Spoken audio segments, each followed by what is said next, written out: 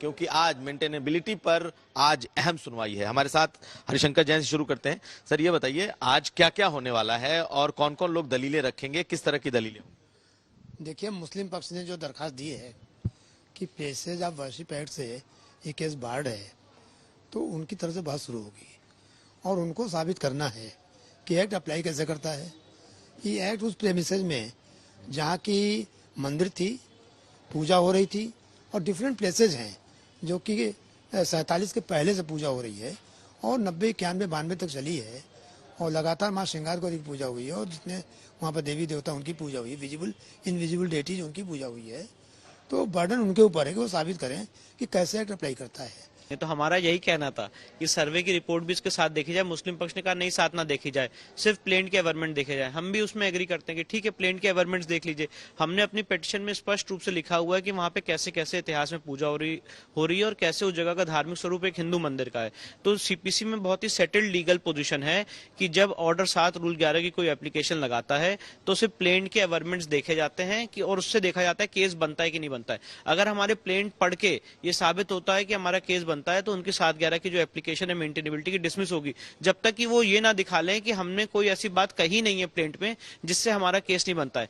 45 para का ये plaint है, हर एक बात बहुत स्पष्ट रूप से लिखी हुई है कैसे वहां पे हिंदू पूजा कर रहे थे। और देखिए, मैं एक बात और कहना चाहता हूँ, इस जगह का स्वरूप एक हिंदू मंदिर का है। जो एडवोकेट कमीशन की रिपोर्ट आई है उसमें लिखा हुआ है स्पष्ट रूप से कि ये शिवलिंग है, क्या क्या हिंदू देवी देवताओं के चिन्ह मिले, इतिहास में कैसे मंदिर रहा है। थोड़ी और कमीशन की कार्रवाई आगे होनी है। इसीलिए जो उनका मेन ऑब्जेक्शन है कि प्लेसेस ऑफ वर्शिप एक्ट से बार्ड है, मुझे लगता है कि ऐसा वो नहीं कह सकते हैं क्योंकि जगह का धार्मिक स्वरूप एक हिंदू मंदिर का था। प्लेसेस ऑफ वर्शिप एक्ट तो उनके विरुद्ध जाता है। सेक्शन 3 के वायलेशन में उन्होंने एक हिंदू मंदिर को कन्वर्ट करके वहां पे नमाज और पूजा की है।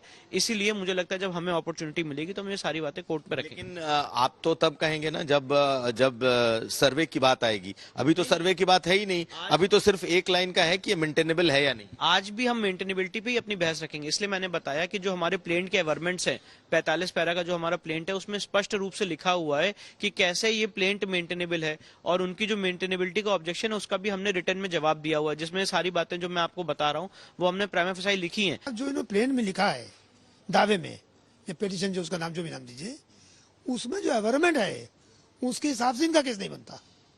आज आपको यह नहीं, आपका डिफेंस का ही नहीं देखा जाएगा। आप कितना डिफेंस का डिफेंस देखा ही नहीं जाएगा। आज जो प्लेन में लिखा है उसके हिसाब से चलना पड़ेगा कोर्ट को भी और उसको भी। और उनको सबूत रखने जैसी कोई बात नहीं, सबूत का सवाल ही नहीं आता। सबूत की डेट ही नहीं है। वो तो जब केस आगे बढ़ेगा, इश्यूज फ्रेम होंगे, तो जब डॉक्यूमेंट दाखिल हो जाएंगे उसके बाद गवाही की डेट आएगी, वो अपनी गवाही देंगे, अपनी गवाही देंगे। आज कोई गवाही नहीं होनी है। तो हरिशंकर जैन, विष्णु जैन को अभी आप सुन रहे थे। हिंदू पक्षकार क्या कुछ कह रहे थे आपने सुना। और इस बीच आपको बता दें, बड़ी खबर यह है कि 2 बजे से सुनवाई शुरू हो रही थी। AK विश्वेश जज, जिला जज AK विश्वेश की कोर्ट 2 बजे सुनवाई शुरू कर रही है क्योंकि काफी अहम मामला है। लगातार नजर हमारी बनी हुई है और हमारे संवाददाता भी बनारस में इस वक्त मौजूद हैं। अर्पिता। कुमार अभिषेक हमारे साथ इस वक्त मौजूद हैं। किस तरीके की जानकारी मिल रही है, क्योंकि आज ये कहा जाता है कि मुस्लिम पक्ष ही वहां पर अपनी बातें रखेंगे। जानकारी ये मिल रही है कि कोर्ट रूम में अब फाइल देखने की प्रक्रिया शुरू हो गई है। कितनी देर में कुछ बातें निकलकर सामने आने लगेंगी, क्या दलीलें वहां पर दी जा रही हैं?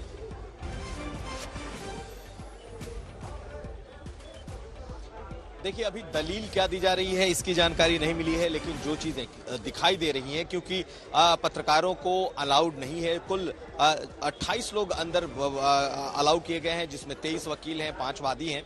लेकिन जो चीजें दिख रही हैं हम अपने दर्शकों को बता रहे हैं। देखिए, इस वक्त वकीलों से बात कर रहे हैं जज, क्योंकि दोनों तरफ के वकील इस वक्त अंदर खड़े हैं और शुरुआत हो रही है कि इस मेंटेनेबिलिटी पर जो बहस है, जो दलील है, उसकी शुरुआत होगी। तो जो मुस्लिम वकील हैं वो इस वक्त शुरुआत करने वाले हैं, थोड़ी देर में उसकी शुरुआत होगी और मुझे लगता है काफी देर तक बहस करेंगे जो मुस्लिम पक्ष के वकील हैं और उसके बाद फिर हिंदू पक्ष के वकीलों को आज मौका मिलता है या फिर कल अपनी दलील रखते हैं, ये बाद में पता चलेगा। लेकिन शुरुआत अभी मुस्लिम पक्ष के लोग ही करने वाले हैं। इसमें किसी तरह का कोई प्रूफ, किसी तरह का कोई तथ्य कागज के तौर पर सामने आज नहीं रखा जाएगा। सिर्फ जो एक्ट है 1991 का, उसके मेंटेनेबिलिटी पर ही बहस होगी और बहुत कुछ ये विवेक पर भी निर्भर करेगा जज के कि आखिर वो इस एक्ट को किस तरीके से देखते हैं। बहुत धन्यवाद अभिषेक आपका। हमारे साथ संजय शर्मा दिल्ली से मौजूद है, हमारे संवाददाता। संजय, मेंटेनेबिलिटी पहला 1951 वर्शिप एक्ट, एक पक्ष कहता है इसे लागू कीजिए, दूसरा पक्ष कहता है ये लागू ना हो। आज क्या क्या होगा अदालत में? आज अदालत में सिर्फ ये होगा कि जो प्लेंटिफ यानी जिन अर्जी है उसमें क्या तथ्य दिए गए हैं, क्या मांग की गई है और किस आधार पर मांग की गई है। यानी जो कहते हैं कॉज ऑफ एक्शन, यानी आप अदालत से जो एक्शन चाहते हैं, जो डिस्क्लोज किया गया है उसमें, और उससे अदालत इत्तेफाक रखती है तो फिर आगे बात होगी। फिलहाल पहले मुस्लिम पक्षकार ये कहेंगे कि किस आधार पर, वो ग्राउंड बताएंगे किन किन आधार पर इस अर्जी पर विचार नहीं करना चाहिए, सुनवाई नहीं करनी चाहिए और इसे खारिज कर दिया जाना चाहिए। इसके बाद अदालत हिंदू पक्षकारों से पूछेगी कि इनका ये कहना है, आपका जवाब इस पर क्या है। तो इस पर वो अपनी अर्जी में जो 45 पैरे की है उसमें वो ये बताएंगे कि इन ग्राउंड आधार पर मांगी है, इस कानून और इस अधिकार के तहत मांगी है, लिहाजा कोर्ट हमारी याचिका पर सुनवाई आगे बढ़ाए और हमें हमारा हक पाए। तो इसी पर बात होगी। सबूत की बात तो बाद में आएगी, अभी तो फिलहाल सिर्फ अर्जी के जो पॉइंट्स हैं उस पर ही बात होगी। ठीक है, अर्जी के पॉइंट पर बातचीत होगी। कुमार अभिषेक हमारे साथ लगातार बने हुए हैं। कुमार अभिषेक, दोनों पक्षों के वकील जो हैं वो बताया जा रहा है कोर्ट परिसर के अंदर हैं, लेकिन चाहे बॉडी लैंग्वेज से बात की जाए या भरोसे की बात की जाए, क्या हिंदू पक्ष ये आश्वस्त है कि मेंटेनेबिलिटी को लेकर जो ये मामला है उसमें आगे उनके पक्ष में चीज जा सकती है? और आपने बातचीत की, क्या आपको लगा उनसे बातचीत के दौरान? देखिए, हिंदू पक्ष पूरी तरीके से आश्वस्त है कि ये मेंटेनेबिलिटी का जो सुनवाई है आज ये खारिज हो जाएगी, यानी कि मेंटेनेबल होगा, उनका ये मानना है और उसके लिए उनके पास अपने तथ्य हैं, उसके लिए उनके पास अपने तर्क भी हैं। लेकिन जो मुस्लिम पक्ष है उसे लगता है कि जो 1991 का जो प्लेसेस ऑफ वर्शिप एक्ट है उसमें इतने प्रावधान उनके लिए तय किए गए हैं कि अब किसी भी ढांचे के साथ कोई छेड़छाड़ नहीं हो सकता है। लेकिन कोई वकील यहाँ पर मुझे मिले थे जो जानकार थे, उनका मानना है कि इसी 1991 के एक्ट में कई सब प्रोविजन दिए गए हैं जिसके तहत ये जो मेंटेनेबिलिटी का मामला है ये मेंटेन रहेगा, ऐसा उनका मानना है। और मैंने जब बात की दोनों वकीलों से, जो पिता पुत्र हैं, जो लगातार हरिशंकर जैन और विष्णु जैन इसको कर रहे हैं, वो पूरी तरीके से कॉन्फिडेंट नजर आते हैं।